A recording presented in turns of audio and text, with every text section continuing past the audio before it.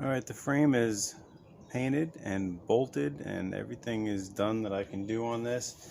I still am waiting for the back brakes. They sent me the wrong ones and they're not resolving it very quickly, which is frustrating.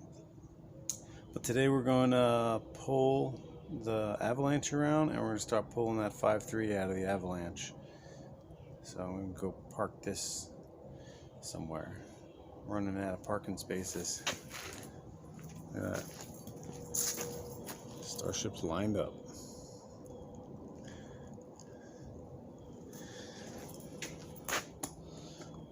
But I could fit one more.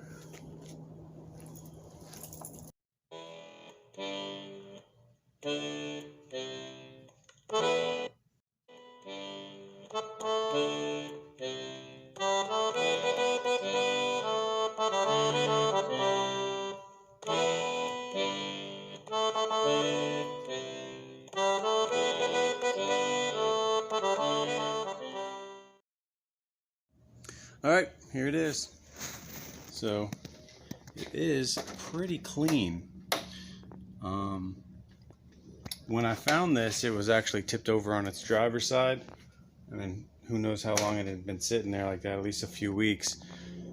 So, I think that the engine may be hydraulic locked, you know, with oil in the driver's side cylinders. I really would like to turn it over and get it to crank a few times before we pull it, but it really doesn't matter anyway because we're going to open it up. So let's get to it.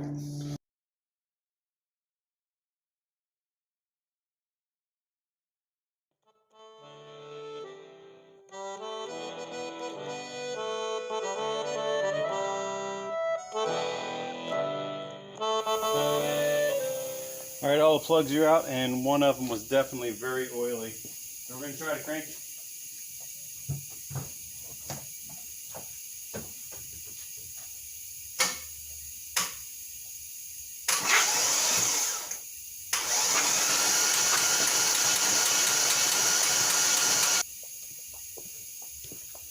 Just as I suspected.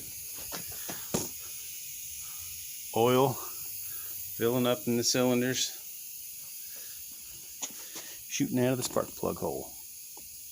That's good though. That means we got a good turning motor. Let's go ahead and pull it. Alright, after much ado, I'm tired, hungry, dirty. I probably should quit.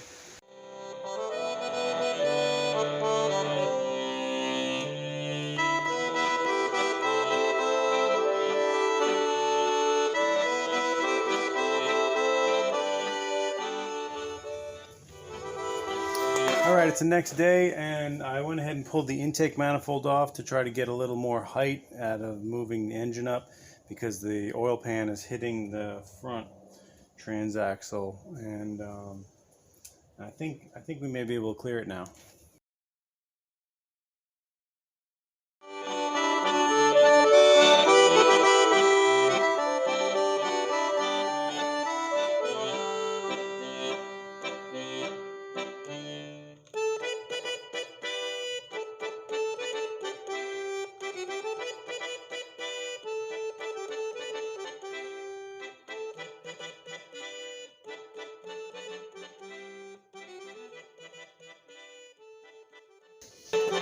Alright, so now I'll separate all the accessories, the transmission, I'll strip it down, we'll put it on an engine stand.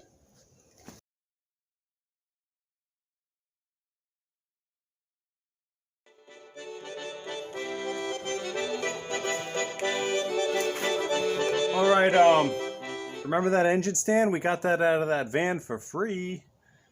So it's mounted up there and we're going to go ahead and strip off all the accessories and then probably pull the heads off.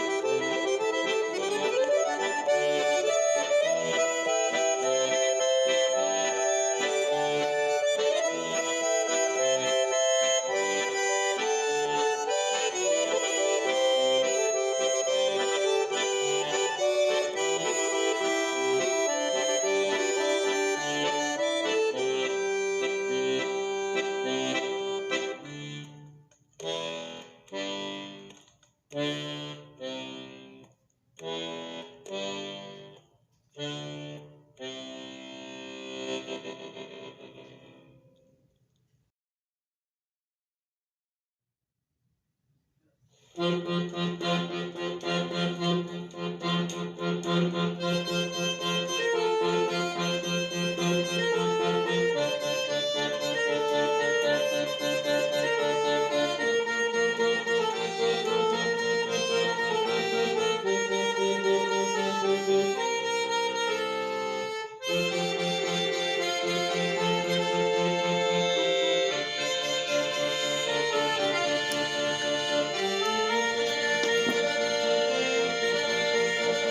can see that thing's a little bit wonky.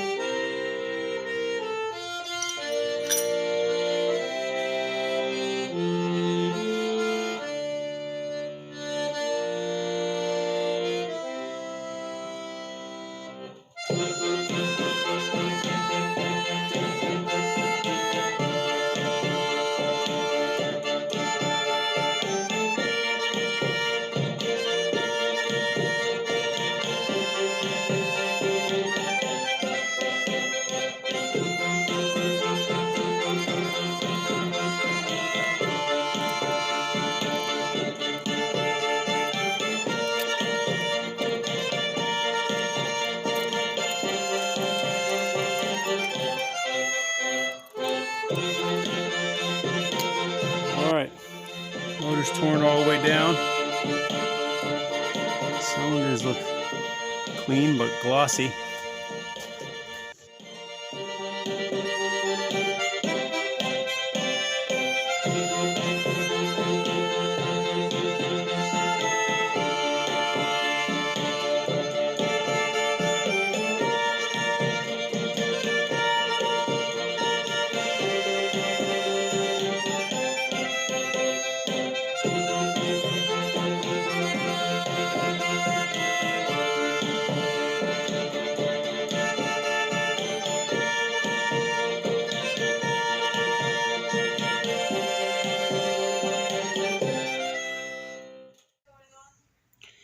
So what you're seeing here is a remanufactured engine and a remanufactured transmission. After opening up the 5.3, I went and priced all the parts that it would cost for me to go through it and rebuild it, as well as the time frame. You know, it probably would have taken me in a month or so. But this remanufactured engine only cost me like $2,500, and it has a 3-year warranty on it. And I got it in 5 days. So in essence, I just bought myself 3 weeks. The transmission I picked up on a marketplace and dropped it off at their builder. He built it, and I also had it back in 5 days. So here we put my headers on, polished up the valve covers, put the accessories on, and bolted the engine transmission together. And we're putting it all back into the frame now. Alright, so this is the cross member that I got out of the junkyard off another van. When I put it in the frame, it was like 8 or 10 inches aft of where the transmission mount was. And also the fuel tank that I use isn't going to allow this to work. So we need to build a new cross member.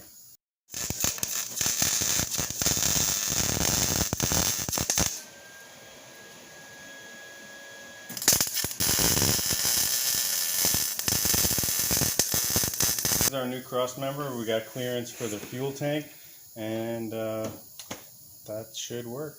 It'll fit.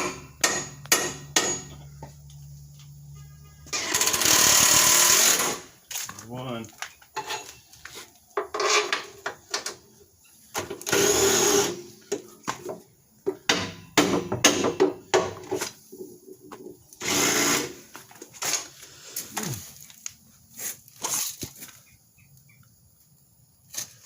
Maybe up a little bit.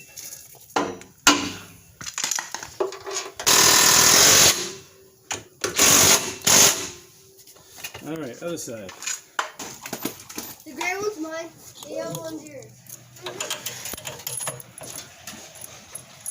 Hey, it lines up.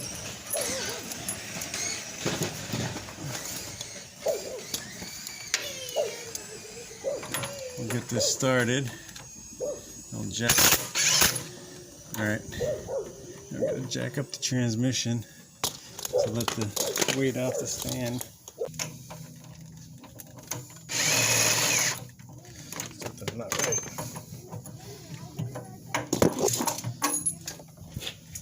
Our bolt.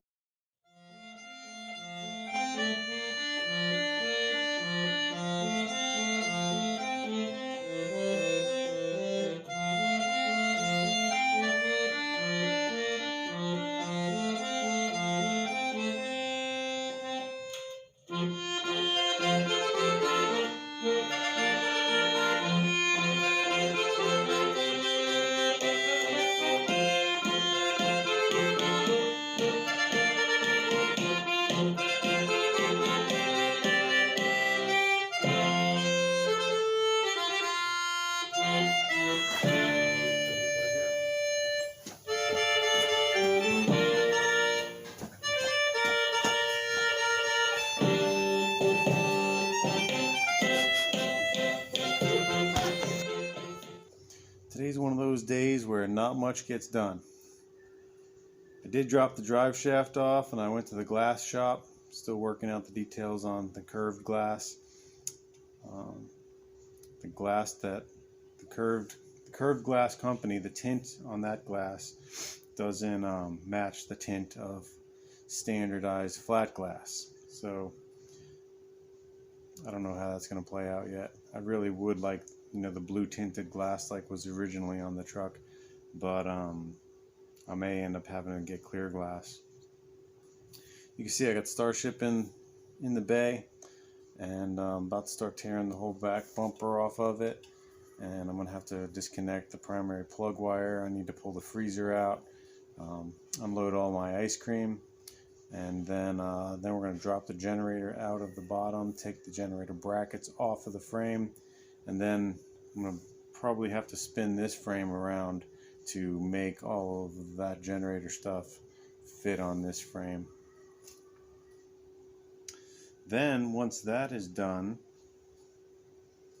I'm still waiting on motor parts here, but I guess I'll roll this frame out of the way and we'll back Starship into this bay here where the frame is currently, and then we'll start disconnecting the body from the frame, and we're going to lift the body up and then roll the old frame out and then roll the new frame in and make whatever adjustments we need to make the two things fit together. That's the plan for like the next 10 days, and today is January 3rd. So, short-term goals: by the end of January, I would like the Starship sitting on the new frame. I would like the motor completely built, drive shaft installed, and we should even be able to do like a first start. And I got a new digital instrument cluster coming in, so we're gonna have to rewire out the whole dashboard.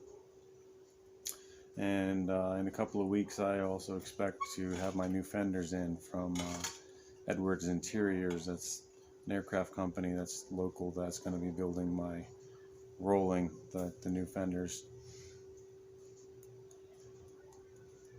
Also need to pick up some aluminum, and there's going to be a lot more custom fabrication on the dashboard area. I'm going to end up changing the design of that in order to better accommodate the motor and an air conditioning system. Plus all my dashboard currently is crunched up and buckled. Alright, that's the plan. Stay tuned.